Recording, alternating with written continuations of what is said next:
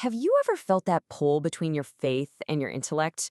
Well, today we're going to dive right into that. We're going to explore a really powerful way of thinking about how deep learning can actually light up divine truth instead of challenging it. For anyone who's a believer and also just loves to learn, this question almost always comes up. Do we have to build a wall between our secular studies and our spiritual life? Is there really a conflict between the truth we find in a book and the truth we feel from the Spirit? It's a tension, right? I think a lot of us have felt it. And this quote is often where that tension starts. We hear this phrase, and it can sound like a full stop, like a warning to just stay away from worldly knowledge altogether. And look, it's a caution that people who are earnestly seeking truth take very, very seriously. But is it really a total prohibition? So what's the real warning behind this phrase? It turns out it's probably less about creating a dilemma for us and more about giving some clear direction. So let's try to reframe how we look at this. See, the concern isn't really with learning things. It's about our priorities. It's a call to make sure that the eternal, revealed Word of God is always our anchor. The trouble starts when we let these constantly shifting human theories start to overrule or twist that solid, divine bedrock. And in fact, it gets even better. Far from telling us not to learn, we're actually commanded to gather all truth. And this isn't just some nice idea. It is a core, foundational principle of the Restoration. I mean, just listen to how proactive this is.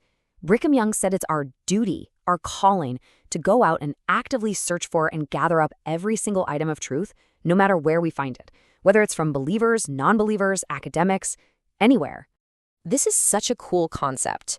It means that if a philosopher or a scientist or an artist discovers something that's genuinely true about the world, that truth isn't some foreign idea. It actually belongs to the gospel already. So our job is to go out, reclaim those scattered truths, and bring them home to Zion to see how they fit into the bigger picture. And this wasn't just a one-off opinion from a single leader. Joseph Smith himself called this a grand fundamental principle. He was all about intellectual liberty. He wanted us to have minds that are open to truth from any source, without putting up artificial walls that limit our understanding. Okay, so this principle didn't just stop with the early prophets. We got some incredible modern examples of what it really means to be a disciple scholar. Let's look at two giants, Hugh Nibley and Neal A. Maxwell. Nibley was the kind of guy who would dive deep into ancient history and languages, and then he'd come up for air and show how it all echoed and validated the patterns we see in the scriptures. And then you have Elder Maxwell, who showed us what submissive brilliance looks like, using all his academic gifts not for praise, but as a form of worship, to better understand God. So their examples give us this really powerful metaphor. The proper role of all this secular knowledge is to be a lens, something that helps us magnify and focus the light of the Spirit. It only becomes a problem when we let it become a filter that dims or distorts that pure light. Okay, so we've got the principle and we've got the examples, but how do we actually do this in our own lives? Let's break down a really practical, consecrated approach to study. Really, it boils down to a three-step process. First, you've got to anchor yourself in the scriptures and the words of the prophets. That's your foundation. It's non-negotiable. Second, you got to be selective. Test every new idea you encounter against the Spirit. And third, and this is a big one, give yourself permission to evolve and grow as you learn more. That third step comes right out of the doctrine of line upon line. Joseph Smith taught that we learn step by step, like we're climbing a ladder. So, if you change your views on something because you've learned more, that's not being inconsistent, that's called progress. It's a sign that you're actually climbing that ladder of understanding. But here's the thing.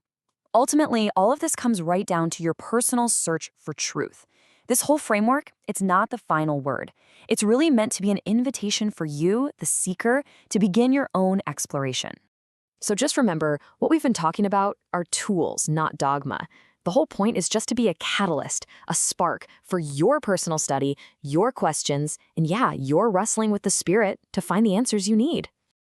President Joseph F. Smith put it perfectly.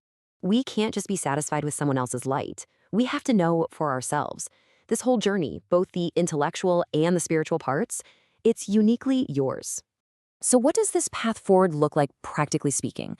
Well, here are 4 concrete things you can do. 1. Take new concepts to the Lord in prayer. 2. Really lean into using the spirit of discernment. 3. Embrace the tools that actually help you understand. And 4. Have the wisdom to set aside the things that just don't resonate with the spirit right now.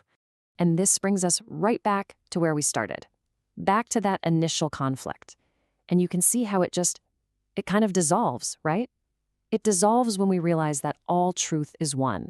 It doesn't matter if you find it in a lab, a library, or a sacred grove. It all comes from the same divine source. Our job isn't to pick a side. It's to piece the whole beautiful mosaic together. So I'll just leave you with this question to chew on. Thinking about your life, your studies, your interests, what item of truth is out there in the world just waiting for you to find it, to claim it, and to bring it home? What will you gather next?